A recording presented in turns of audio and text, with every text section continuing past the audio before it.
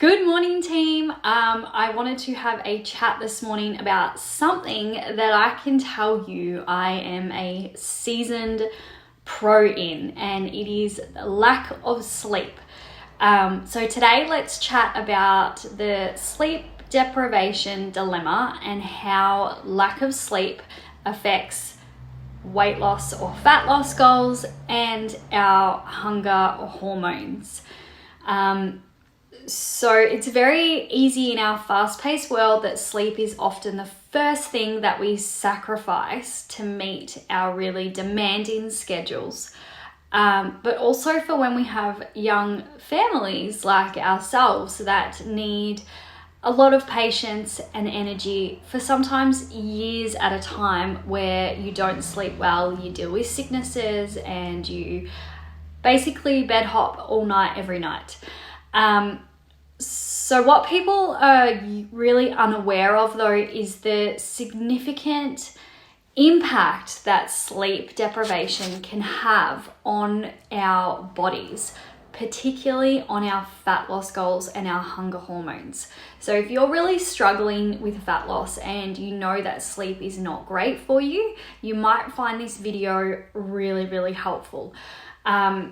So in this chat, I want to talk about the correlation between sleep deprivation, weight management, or fat loss, and the hormonal aspect of hunger and the connection that it plays with our hormones. So the connection between sleep and weight loss, it's absolutely no secret at all that maintaining a healthy weight or healthy BMI requires a combination of proper nutrition and regular exercise or regular physical activity.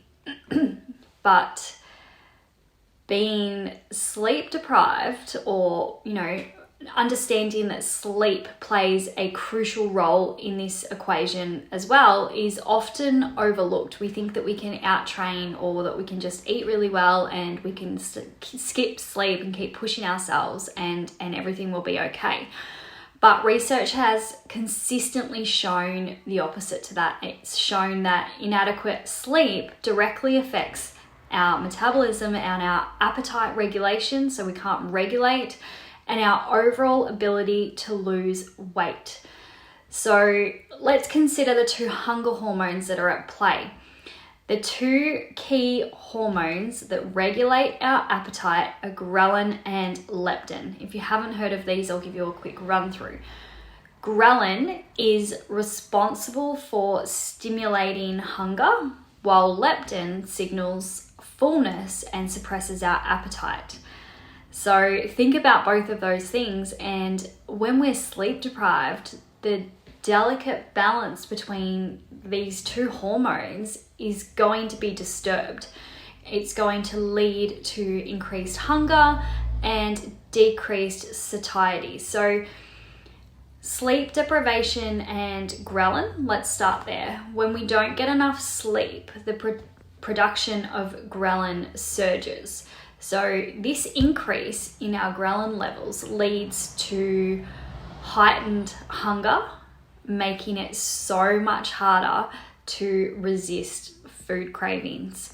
So then what happens is we tend to consume more calories because we're feeling these cravings so much more often, and then we're around these foods in our house, especially if we have kids. We've often got a lot of snacks, so we're going to be choosing high calorie, sugar loaded foods because that's what our tired brains are craving, that quick energy fix that we feel like it's going to make us feel better and give us a spike in energy.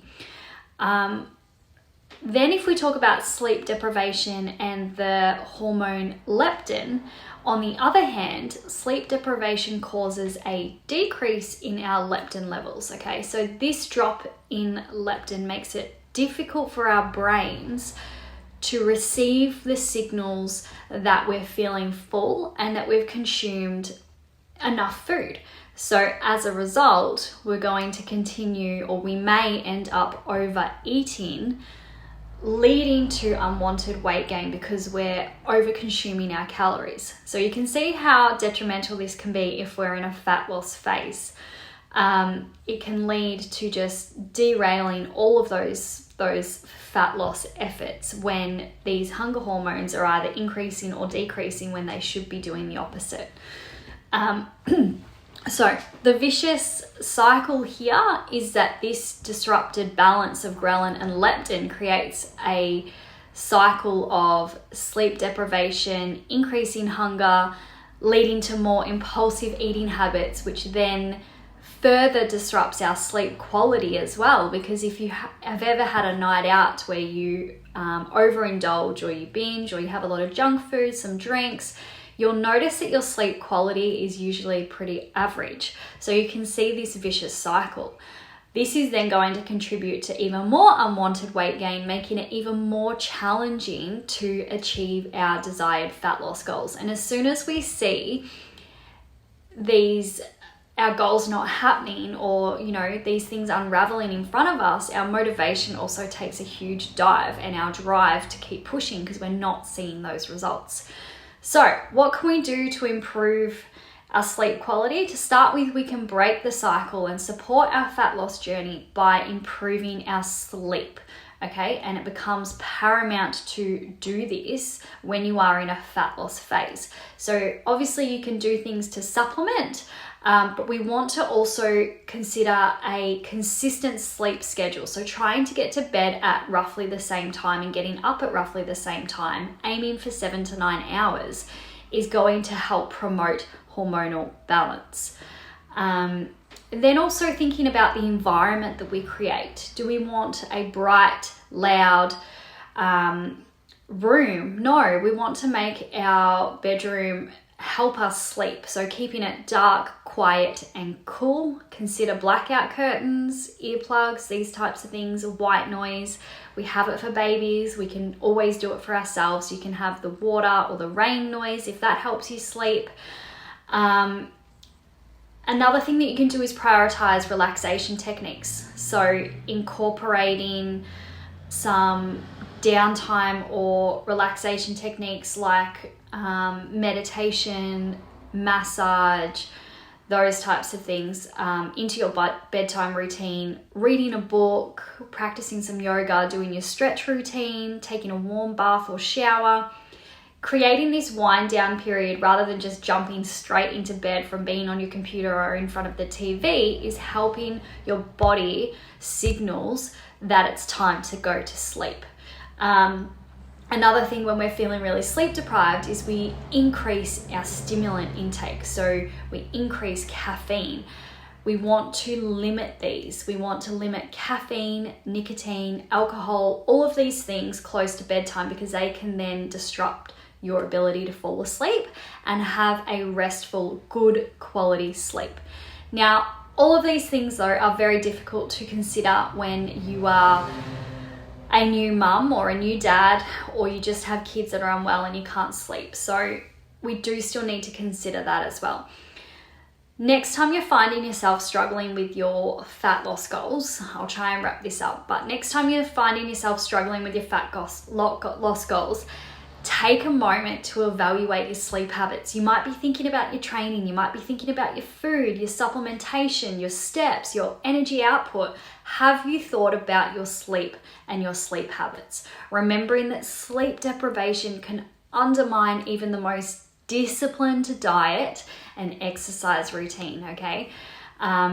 If you find that lack of sleep is, like myself, completely out of your control right now because you have children or because you have a certain situation that causes you to not be able to have much sleep, if it's for longer than a week or two, I would really consider revisiting and rethinking about your current goals and creating maybe a smaller calorie deficit. So if you're in a really aggressive approach right now of dieting, it might be worth considering bringing that gap a little bit smaller, or even sitting at maintenance for a little while to avoid burnout. What you can do is instead just focus on continuing to tick the boxes each day and keep those good habits in check so that once sleep returns, whether it's in a couple of weeks, a couple of months, a couple of years, we've all been there, you can go back to pushing the dieting and be more aggressive about it, but recover well and prioritize your sleep. So obviously, by prioritizing sleep and being mindful of its role in our hormone regulation, you can support your weight management and efforts and regain that control of your hunger cues. But in the moment of being sleep deprived, these things are so difficult. So set aside those late night Netflix binge sessions and make sleep a priority. Okay, if it is in your control to make any small changes, I promise you your goals, especially your fat loss goals, will be extremely thankful for it.